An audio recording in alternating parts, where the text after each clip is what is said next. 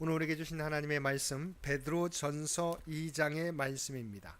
베드로전서 2장 1절에서 25절까지 말씀입니다.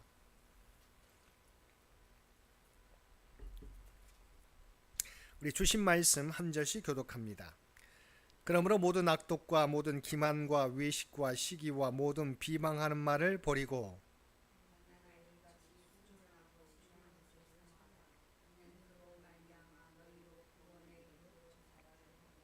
너희가 주의 인자하심을 맛보았으면 그리하라.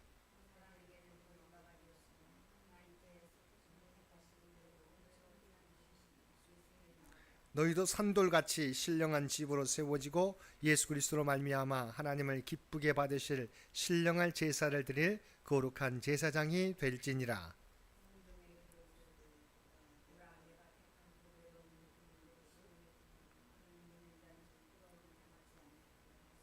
그러므로 믿는 너희에게는 보배이나 믿지 아니하는 자에게는 건축자들이 버린 그 돌이 모퉁이의 머릿돌이 되고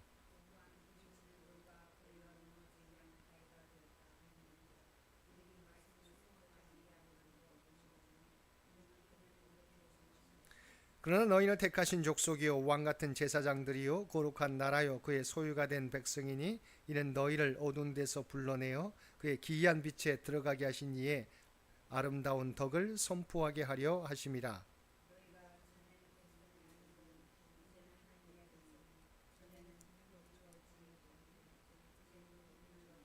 사랑하는 자들아 고류민과 나그네 같은 너희를 권하노니 영혼을 거스러 싸우는 육체의 종욕을 제어하라.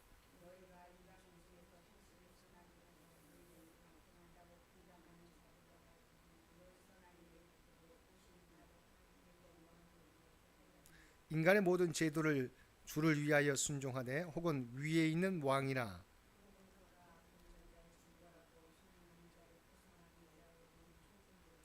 곧 선행으로 어리석은 사람들의 무식한 말을 막으시는 것이라.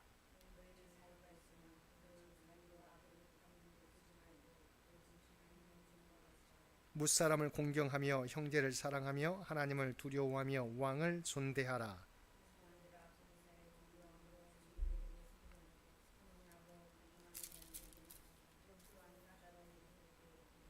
부당하게 고난을 받아도 하나님을 생각함으로 슬픔에 참으면 이는 아름다우나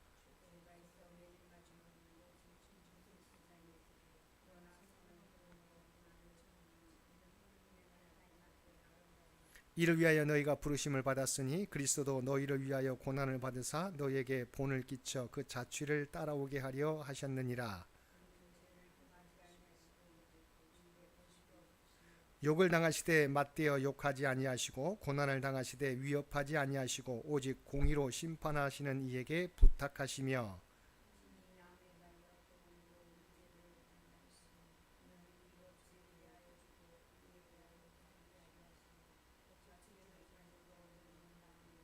함께 읽겠습니다. 너희가 전에는 양과 같이 길을 잃었더니 이제는 너희 영혼의 목자와 감독 되신 이에게 돌아왔느니라. 아멘. 오늘도 말씀과 기도로 수요일 하루를 시작하는 모든 성도들 가운데 하나님의 놀라운 은혜가 언제나 함께하여 주시기를 주님의 이름으로 간절히 축원드립니다. 오늘 통독할 말씀은 베드로전서 1장에서 3장까지 말씀입니다. 그리고 오늘 살펴볼 말씀은 베드로전서 2장의 말씀입니다. 먼저 1절에서 3절에서는 하나님의 말씀으로 거듭난 자들이 어떻게 살아야 할지에 대한 보다 구체적인 권면이 나오고 있습니다. 본문은 성도의 삶의 목표와 행동 원리를 설명하고 있습니다. 그래서 본문에는 우리가 주목할 중요한 동사들이 나옵니다. 이 동사들만 보면 주님께서 원하시는 삶의 원리를 알 수 있습니다. 그 세 가지 주된 동사는 먼저 잘하게 하라와 두 번째는 버리고 세 번째는 사모하라는 것입니다. 이 세 가지는 따로 떨어진 것이 아니라 서로 연결됩니다. 먼저 구원에 이르도록 잘하게 하려 함이라는 말씀은 우리의 힘으로 구원에 이른다는 말이 아닙니다. 이는 주님께서 주신 구원에 합당한 삶을 이 땅에서 살아야 한다는 것입니다. 그리고 그를 위해 우리에게는 버릴 것이 있으며 또 사모해야 할 것이 있다는 것입니다. 악독과 모든 기만과 외식과 시기와 모든 비방하는 말을 버리고 순전하고 신령한 젖을 사모해야 성장할 수 있는 것입니다. 즉 버림과 사모를 잘해야 우리에게는 구원에 이르는 성장이 따르는 것입니다. 4절에서 10절까지 말씀은 하나님께 택하심을 입은 자 그리고 더불어 거룩한 공동체에 속한 자로서의 성도의 영적 신분에 대한 그 정체성에 대한 교훈을 보도하고 있습니다. 먼저 4절에서 5절에서는 성도들은 산돌로서 신령한 집으로 세워져 가는 자들이며 신령한 제사를 드리는 거룩한 제사장임을 보이고 있습니다. 강조하고 있습니다. 그리고 4절을 보면 예수님은 사람에게는 버림받았으나 하나님께는 택하심을 입은 보배로운 산돌이라고 말씀하고 있습니다. 이는 이 땅에서 사신 예수 그리스도의 삶에 대한 정확한 기술입니다. 예수 그리스도는 이 땅에서 철저히 사람들에게 외면당하시면서 십자가에서 돌아가셨습니다. 이사야 선지자의 예언대로 구원자가 죄로 말미암아 징벌을 받는 자로 취급당하셨습니다. 갖은 오해와 모욕과 비방과 형벌을 예수님께서 받으셨습니다. 하지만 예수님을 향한 하나님의 평가는 달랐습니다. 하나님은 예수님을 버리시지 않았습니다. 오늘 본문을 보면 오히려 택하셨고 보배롭게 하셨다고 말씀하고 있습니다. 이 모습을 통해서 우리에게 중요한 것은 세상 사람들의 평가와 박수와 인정이 아니라는 것을 발견하게 됩니다. 세상의 찬사는 우리에게 중요하지 않습니다. 아무리 세상의 부와 명예를 쫓아 사는 것이 화려해 보일지라도 그것은 우리에게 오는 최종적인 판단과는 무관하다는 것입니다. 그러므로 오직 하나님의 뜻에 따라 행하며 살아가야 하는 것입니다. 이어 6절에서 8절까지 말씀에서는 예수 그리스도는 성도들이 세워가는 신령한 집의 모퉁이 돌이심을 강조하고 있습니다. 그리고 9절과 10절에서는 성도들은 택하신 백성이요 거룩한 나라요 하나님의 왕같은 제사장으로서 거룩한 공동체에 속한 자들이라고 하는 정체성을 밝혀서 성도들이 거룩한 삶을 살아야 하는 당위성을 강조하고 있습니다. 11절에서 18절까지 말씀은 거룩한 삶에 대한 실천적 권면의 첫 번째로서 이방인 중에서 선한 행실과 각종 세속 제도에 순복할 것을 촉구하고 있습니다. 구체적으로 11절과 12절에서는 성도들을 향한 이방인 중에서 선행을 행하라고 권면하고 있습니다. 즉 베드로는 성도들을 향해 성도는 거류민과 나그네와 같은 사람들임을 거듭 강조하며 영혼을 거슬러 싸우는 육체의 정욕을 제어하고 이방인 중에서 선한 삶의 삶으로 성도를 비방하는 불신 이방인들로 하여금 그 선한 행실을 보고 하나님의 때에 하나님께 영광을 돌리게 하라고 권면한 것입니다.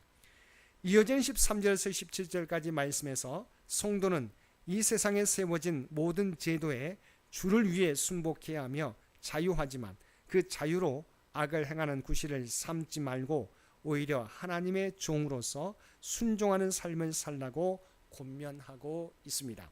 특별히 18절에서는 이에 덧붙여 사환들은 두려워하는 마음으로 주인에게 순복하되 선한 주인에게 뿐만 아니라 까다롭게 구는 주인에게도 순복하라고 권면하고 있습니다.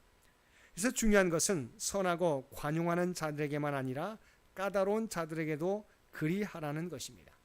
나와 다른 사람, 심지어 나를 부당하게 대우하는 사람을 무시하거나 피해서는 안 된다는 것입니다. 성경에 보면 다윗이 목숨의 위협을 느끼면서도 사울을 열심히 섬겼던 것을 우리는 기억합니다. 다윗은 사울을 죽일 수 있는 기회가 있었음에도 불구하고 하나님을 기억하며 사울을 공격하지 않았습니다. 사울에게 복수하지 않았습니다. 또한 주님께서는 바리새인들과 서기관들이 천시하는 세리나 병든 자나 창기들에게 찾아가셨으며 민족적으로 따돌림 당하던 사마리아인들과도 깊은 교제를 나누셨으며 그들이 주님께로 오는 것을 막지 않으셨습니다. 19절에서 25절까지 말씀에서는 거룩한 삶에 대한 실천적 권면의 두 번째로서 선행 중에 고난 감수의 권면을 보도하고 있습니다. 19절에서 20절에서는 성도가 선을 행함으로써 받는 고난을 참는 것은 하나님 앞에 아름다운 것임을 밝혀서 고난을 인내로 감수할 것을 권면하고 있습니다. 20절을 보면 고난을 당하는 자에 대한 하나님의 평가가 기록되어 있습니다. 똑같이 받는 고난이라도 받는 동기가 무엇인지에 따라서 다른 평가를 받게 된다는 것입니다. 20절 말씀입니다. 죄가 있어 매를 맞고 참으면 무슨 칭찬이 있으리요. 그러나 선을 행함으로 고난을 받고 참으면 이는 하나님 앞에 아름다우니라고 말씀하고 있습니다. 그렇습니다. 고난 자체가 아니라 무엇 때문에 고난을 받는지가 하나님의 평가에서 중요한 기준이 된다는 것입니다. 이를 통해 고난에는 두 종류가 있다는 것을 알 수 있습니다. 하나는 우리의 죄에 대한 징계로 받는 고난이며 다른 하나는 우리가 선을 행함으로 불의한 세상에서 받는 고난입니다. 그리고 전자는 하나님의 칭찬이 없는 반면에 후자는 그 고통을 아시고 하나님께서 위로와 격려를 아끼지 않으신다는 것입니다.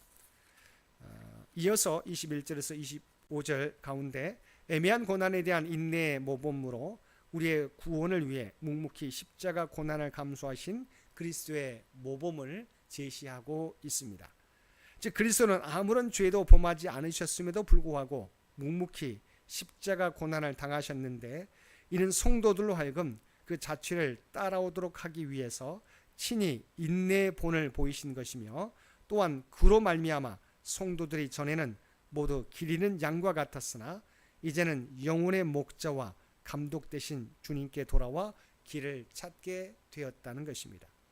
이는 결국 성도들이 고난을 인내로 감수해야 될 당위성에 대해 잘 말씀해 주고 있는 것입니다.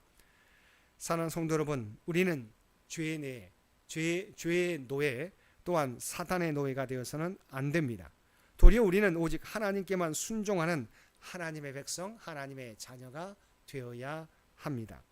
오직 목자의 음성에만 반응을 보이고 그 음성을 따라 움직이며 행동하는 양들이 되어야 하는 것입니다. 오늘도 세상을 쫓아 죄의 노예로서 살아가는 저와 여러분이 아니라 하나님의 말씀에 온전히 순종함으로 하나님의 뜻을 성취해가는 모든 성도들 되시기를 주님의 이름으로 간절히 축원드립니다. 함께 기도드리겠습니다.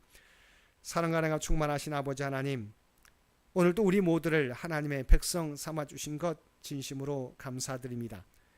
이제는 우리가 그 모습에 합당하게 그리스도의 장성한 분량까지 자라가는데 힘쓰는 우리 모두가 되게 하여 주옵소서. 버릴 것을 버리게 하여 주시고 진정으로 사모할 것을 사모하며 살아가는 우리 모두가 되게 하여 주옵소서.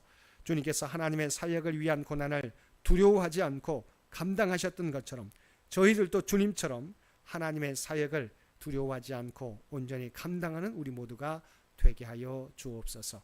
오늘도 이 나라와 이 민족을 기억하여 주시고 오직 하나님의 뜻 가운데 통치하시고 인도하여 주시기를 원합니다. 교회 창립 100주년을 준비하며 나아가는 창년재단을 기억하여 주시고 창년재단을 향한 하나님의 뜻이 어디에 있는지 깨닫고 그 길을 준비케 하여 주옵소서. 다음 선교 100년을 준비하는데 부족함이 없는 우리 모두가 되게 하여 주시옵소서. 육신의 연약함 가운데 있는 주의 백성들을 기억하여 주시고 아버지 하나님, 그의 몸은 연약할지라도 그의 중심은 늘 하나님을 향하게 도와주옵소서. 주 앞에 온전히 기도하며 예배드리게 될 때 그 모든 기도와 예배가 하늘 보좌에 상달되어지게 하여 주시옵소서. 응답받게 하여 주옵소서. 또한 하나님의 놀라운 치유와 회복의 역사를 통해서 놀라운 기적의 역사가 나타나게 하여 주옵소서. 사랑하는 자녀 손들을 위해 기도드립니다. 아버지 하나님, 사랑하는 자녀들 하나님과 동행하며 살아가게 되기를 원합니다. 세상을 쫓아 살아가는 것이 아니라 오직 하나님을 섬기며 나아가게 하여 주시옵소서. 또한 하나님의 꿈과 하나님이 주신 꿈과 비전을 향해 나아가게 될 때 하나님의 지혜와 능력으로 하나하나 성취해가며 하나님의 뜻과 영광을 드러낸 삶을 살아가게 하여 주옵소서. 오늘도 우리에게 복된 하루를 허락해 주신 것 진심으로 감사드립니다. 날마다 주님과 동행하며 세상 가운데 살아가지만 하나님의 구원받은 백성이라고 하는 구별된 백성으로 살아가게 하여 주옵소서. 이제 2025년도도 얼마 남지 않았는데 우리가 주어진 시간 잘 마무리하게 도와주시옵시고 다가오는 2026년도를 온전히 믿음 가운데 준비 가운데 맞이할 수 있도록 주여 도와주옵소서. 이 모든 간구 우리를 구원하여 주신 예수님의 이름으로 간절히 기도드리옵나이다. 아멘.